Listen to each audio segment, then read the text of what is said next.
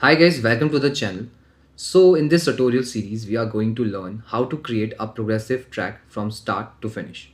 Well, progressive house is really emotional driven genre and it needs a proper melodic arrangement so that you can translate that story in a right way. So the track that we are going to make is this.